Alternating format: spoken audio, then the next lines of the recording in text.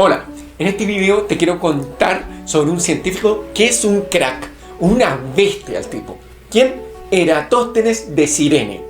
Espero en este video mostrarte por qué el tipo es extraordinario. Hoy día sería colocolino, ¿no?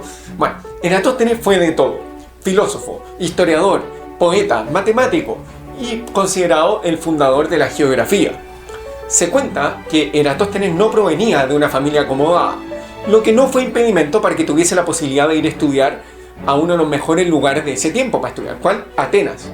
O sea, si nos fijamos en el mapa, Cirene está en el norte de África, lo que actualmente es Libia, y arriba está Siracusa, al lado de Siracusa para ahí está Atenas, y abajo, es decir, al lado de Cirene, va a estar Alejandría. En fin, para hacer una idea que en ese lugar había pero realmente una ebullición, digamos así, de pensamiento, así, muy notable. Bueno, en cualquier caso, la elección de Atenas puede parecernos un poco extraña. ¿Por qué se van a preguntar? Bueno, porque como ya vimos en otro video, había dos lugares emblemáticos para estudiar. Si uno quería dedicarse a las matemáticas, debía ir a Alejandría. Y si uno quería profundizar en filosofía, su lugar era Atenas. Entonces, la pregunta es, bueno, siendo el gran matemático que se transformó, ¿por qué no fue a Alejandría y fue a Atenas, no? En cualquier caso, Eratóstenes estuvo en Atenas hasta los 40 años aproximadamente, donde estudió, según el testimonio de Estrabón, con los estoicos, es decir, Zenón, y los platónicos, Aristón. Sin embargo, de esas dos escuelas fue sin duda la Academia Platónica la que influyó más en él y de la que aprendió matemáticas. Cabe recordar que la escuela platónica es casi esencialmente matemática, ¿no? De hecho, Platón tuvo una importantísima, por no decir decisiva, influencia pitagórica. Bueno, por aquí ocurrió lo increíble, algo impactante. En el año 245 a.C., el rey de Alejandría, Ptolomeo Euérgetes, le ofreció a Eratóstenes el cargo de director de la Biblioteca Real de Alejandría. ¡Wow! Esta famosísima biblioteca que tiempo después la quemaron. En fin, esta era una tremendísima oferta. Era como que te llamaran a ser capitán de Colo-Colo, una cosa imposible de rechazar. Impresionante. O sea, ese puesto le ofrecía posibilidad inaudita, tanto desde el punto de vista social como profesional. Aparte de permitir el acceso a una cantidad de material superior a la de cualquier otro lugar del mundo. Ser director de la Biblioteca de Alejandría implicaba estar ligado a la familia real, como tutor de los hijos. Impactante. Lo que nos podemos estar preguntando es, ¿por qué eligieron a alguien como Eratóstenes, siendo que en Alejandría mismo habían tipos de la talla de Arquímedes de Siracusa en ese tiempo? Y además, o sea, ¿por qué le hago esta pregunta? Porque en ese contexto a Eratóstenes le decían el beta. ¿Por qué el beta? Bueno, porque beta es la segunda letra del alfabeto griego y era una manera despectiva de decirle segundón de la católica, ¿eh? Segundo, ¿después de quién? Bueno, de tipo de la talla de Arquímedes, pues. Y entonces, ¿por qué eligieron a Eratóstenes? El asunto es mucho más sencillo de lo que nos podemos imaginar. La razón por la que el rey Ptolomeo eligió a Eratóstenes es de tipo político. Ptolomeo había contraído matrimonio con la hija de Magas, gobernador de Cirene, y como Eratóstenes provenía de Cirene y le pegaba el asunto, ¡chas! Un golpe de suerte, tal cual, Lucho Jara. ¿Ve? Naturalmente, que Eratóstenes aceptó, pero sin pensarlo, el puesto en Alejandría y en ese lugar se hizo amigo de grandes matemáticos como Arquímedes de Siracusa y astrónomos como Colón de Samos, con lo que formó una suerte de comunidad de matemáticos con el centro en la biblioteca. Ahora, Eratóstenes es conocido por producir importantes desarrollos matemáticos, ¿no? Entre ellos, por ejemplo, la famosa criba de los números primos, que es un método bastante sencillo para determinar qué números son primos. Pero, en cualquier caso, no es por ello por lo que es más conocido. Entre todos sus logros, va a destacar uno, que sin lugar a dudas permite ubicarlo junto a los grandes pensadores de la historia. ¿Cuál es? La medición del perímetro terrestre. De hecho, esto quedó plasmado en su obra Anamétresis Tesges, medición de la Tierra, en donde encontramos el cálculo del perímetro terrestre. Su hallazgo, de hecho, nos permite, entre otras cosas, destruir ya de una vez la idea de que los seres humanos pensaban que la Tierra era plana hasta el siglo XV.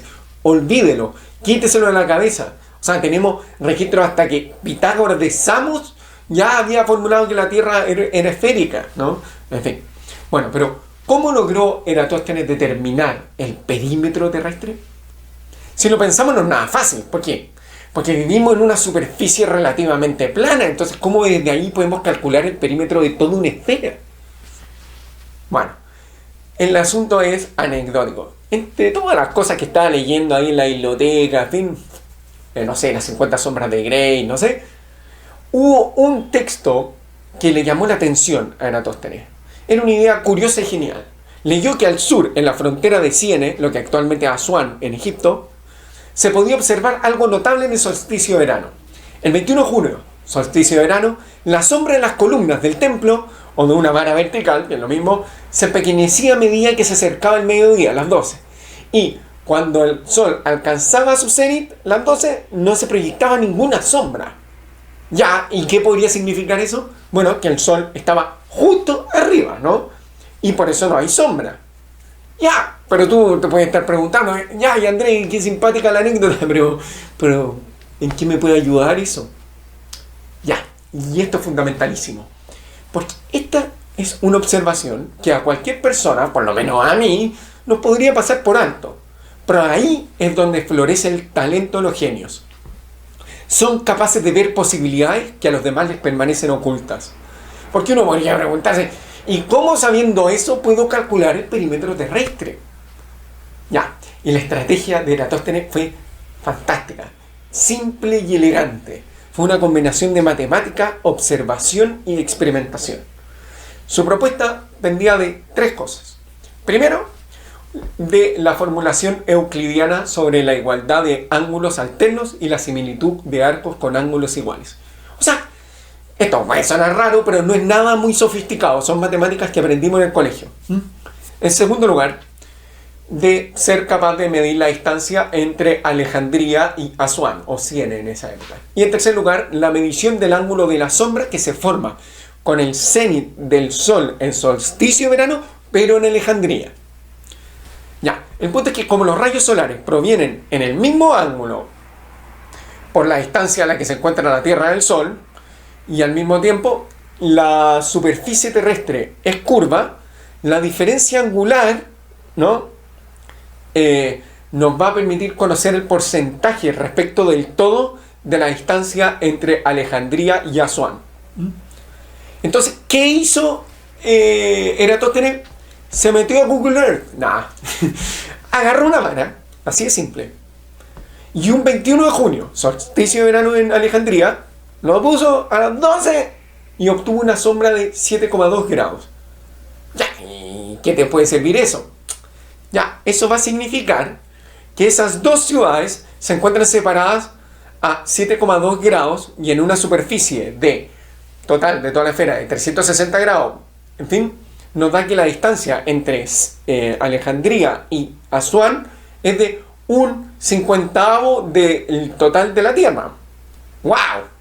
Con eso ya tenemos harta información, porque solo le falta entonces determinar la distancia entre ambas ciudades. Ya, pero ¿y eso cómo lo así? Bueno, Eratóstenes contrató a un agrimensor. ¿Qué es un agrimensor? Un gallo que medía distancia. Es decir, un gallo que partía caminando y después te decía cuántos pasos dio. Seguro que ese tipo partió como caminando, iba así como 2583, y no sé, alguien lo saludaba, hola, ¿cómo está? Hola, ¿cuánto lleva? 2500. En cualquier caso, el agrimensor obtuvo una distancia de 5000 estadios. Ahora, al parecer, era conocido en la época que los viajeros les tomaba 50 días llegar a Asuán, recorriendo cada día 100 estadios. Ya, pero ¿cuál es el valor actual de un estadio? O sea, ¿cuál es el valor de un estadio?